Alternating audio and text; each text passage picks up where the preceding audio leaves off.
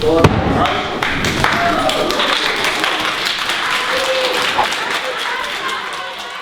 aanval op Lakita Moore het die Hof, sowel as gemeenskap van Valhalla en die Weskaap in geheel in absolute skok gelaat.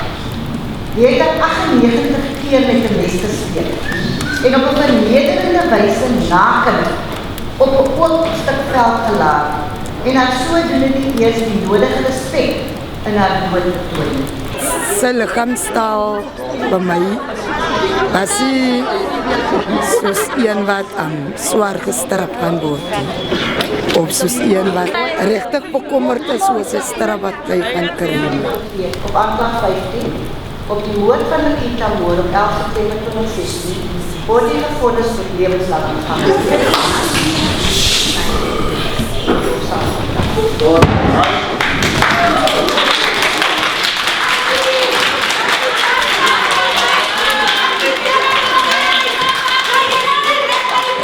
En ik vertrouw de Heer, hij moet voortaan wanneer niet dronken.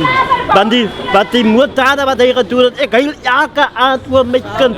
Want dat was mijn blondpot, ik was niet bij kind geweest. As you heard that the judge, he's been described as a serial killer, a psychopath, with a limited chances of rehabilitation.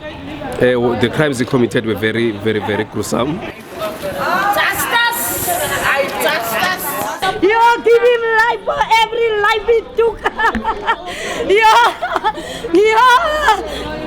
Wacht even, Luruk. Wat van sy ander mense wat nog hier buite is, die gemorste.